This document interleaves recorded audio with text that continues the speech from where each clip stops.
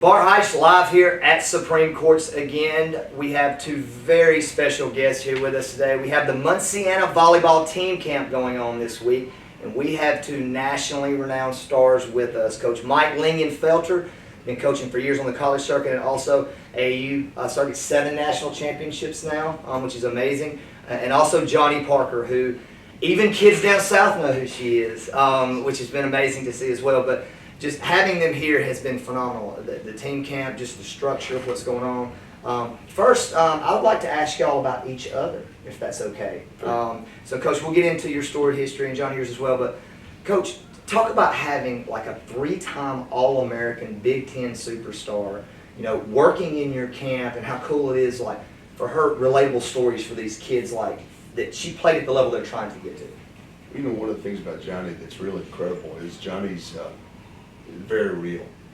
And she, so often with athletes, you look at kids and, you see Shaquille O'Neal, that's not real. You can't relate to that size.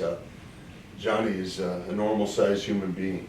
Jonni is a very open human being. Jonni, having her in the camp is a great sell, but Jonni made me a better coach, better man, when I coached her in the club circuit. But, when you got somebody that lives your story, I'll go out and I'll talk and I'll tell parables to the camp, but she brings it all to life.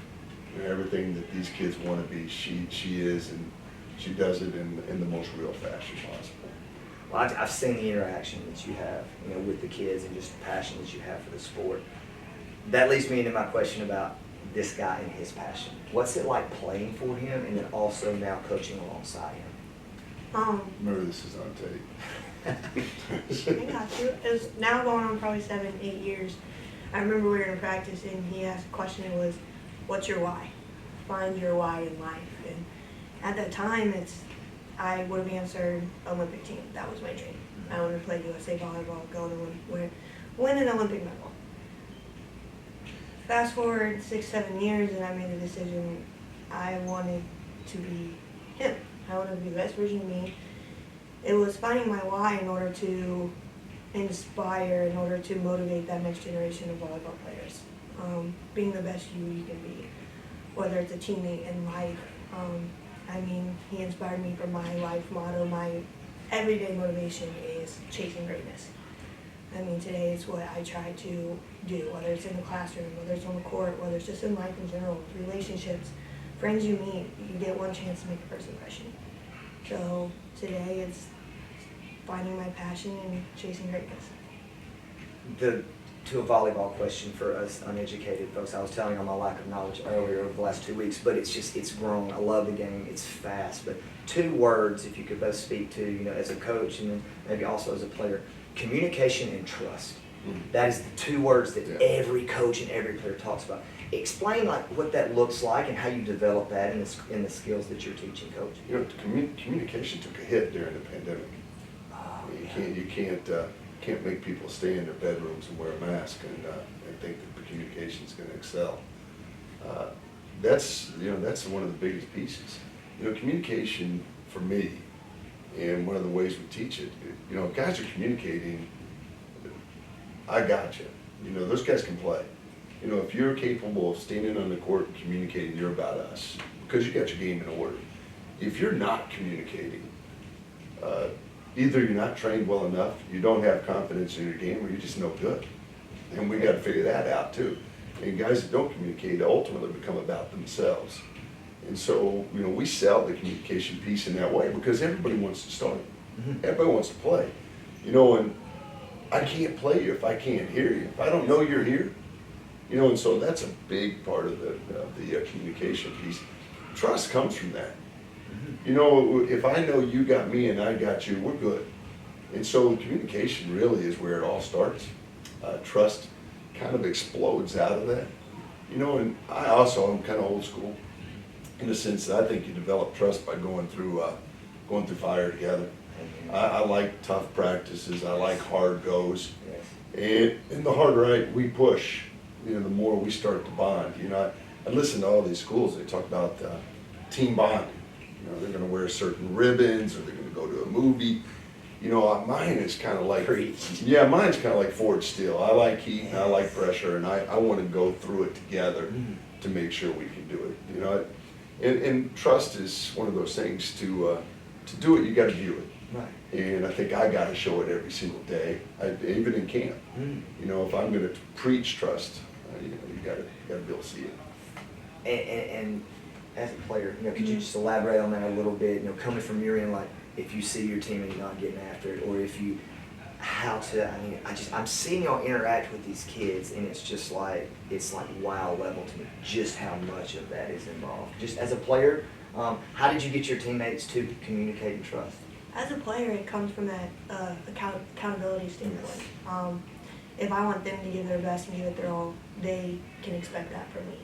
And if I don't do that the same for my teammate, I would want them to tell me. If we want that goal to be that national championship, then we need to make sure we hold each other accountable. And with that comes communication.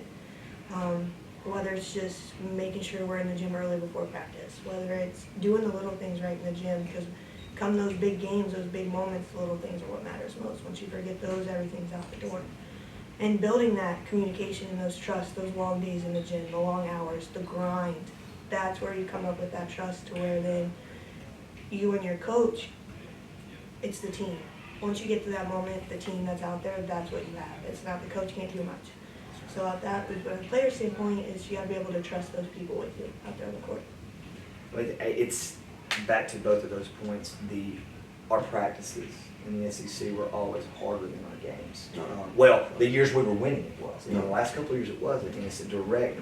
If you can go through it with your road dogs, if you will, with your teammates, with those who, if you beat on them and you can get through it together, you can sure go beat on anybody else. I think you got to start embracing hard. Amen. You know, and Yes. I think that's one of the things that we preach a lot in practice, even in here.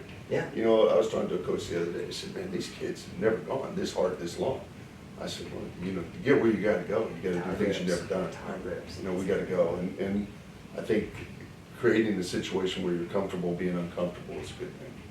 So I lost, as I've been very transparent about the basketball folks, I lost 2 state championship games, and I've got to ask Jonni, if you haven't, look up Jonni Parker and look up her state championship play that I think was the Max Preps Play of the Year or something like of that nature, to win the state championship. Could you just describe that play? I'm getting chills thinking about it, but like, could you describe that play? And like, was that your last play in high school, or was that a year? It was my junior year. So it was your junior year. Please describe that play for our folks. Just everything involved in it. I'll let you go. I mean, in high school, the state championship's your dream. Yeah. Whatever sport you're playing. So it's just me and that team. That team has worked together hard for those 2 or 3 years that we're together, and we had that same group. So that communication, that trust came from those 2 or 3 years, and it was just an exciting game. It was intense for sure. We were up 2-0, and then it was 2-2 like that. We were in the 5th game, and we just came out and knocked this head, and we rocked it. And it was just that energy. And like you said, it's like I trusted my teammates, and we just got it done. So in order they were working that hard for me, and you got to give it back. It was the play I'm talking about, though. Coach, Okay. Can you explain that play? I don't think I've ever seen anything like that. And she's so modest, she's not going to tell us, but would you please No, describe it? She literally should have been wearing a cape. Yes. We watched it.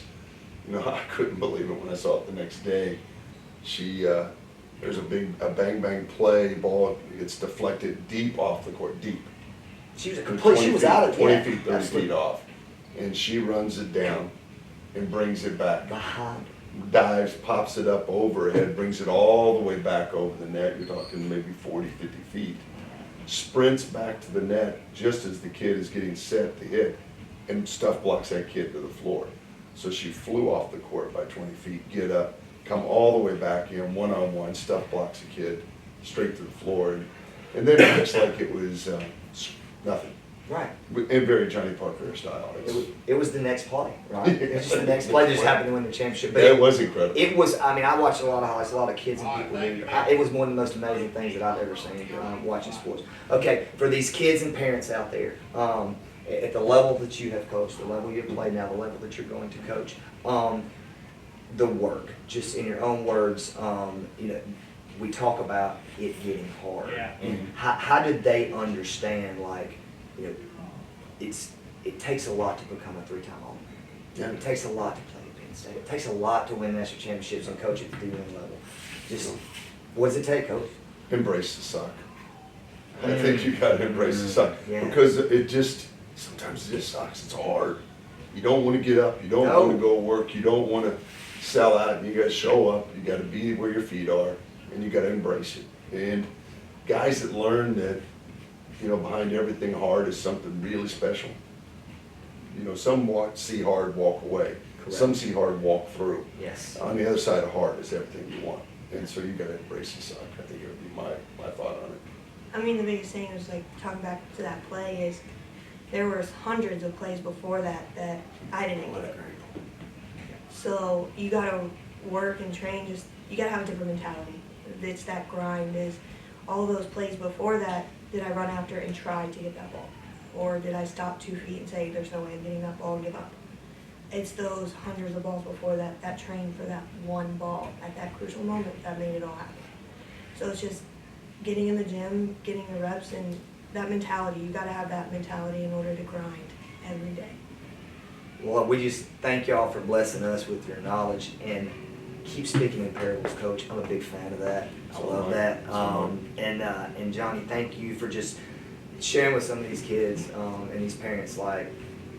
We're fortunate at Supreme Courts to be able to bring in stars, but also experienced life folks that have been through it, won championships. They know what it takes.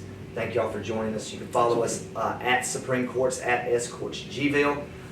We don't just do basketball here. We're all about volleyball too. Thanks for joining us, y'all. Thanks, Thank you. man.